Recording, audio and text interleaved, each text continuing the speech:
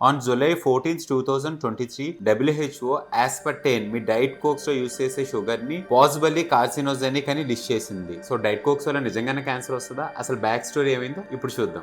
1965 లో జేమ్స్ ఎం స్లాటర్ అనే కెమిసిస్ట్ ఒక ఎక్స్పెరిమెంట్ చేస్తూ యాక్సిడెంటల్ గా ఫౌండ్ చేసిన కాంపౌండే ఈ aspartame. And post that in 1979 దీన్ని టేబుల్ టాప్ స్వీట్నర్ కింద యుఎస్ FDA వాళ్ళు అప్రూవ్ చేశారు. అండ్ 1983 లో దీన్ని కార్బోనేటెడ్ డ్రింక్స్ లో కూడా యూజ్ చేయొచ్చని అప్రూవ్ చేశారు. 2006 లో కొన్ని గ్రూప్స్ ఒక రీసెర్చ్ చేశాయి by giving aspartame to a female rat. కొన్ని గ్రూప్స్ ఏం చెప్తున్నాయంటే డైలీ aspartame ఇవ్వడం వల్ల ఆ ఫీమేల్ ర్యాట్ లో కార్సినోజెనిక్ చేంజెస్ వచ్చాయి అని. Whereas other groups argued that ఇవన్నీ బ్యాక్టీరియల్ ఇన్ఫెక్షన్స్ తప్ప not cancerous changes. Now the question is how much dosage that the rats has given aspartame every day.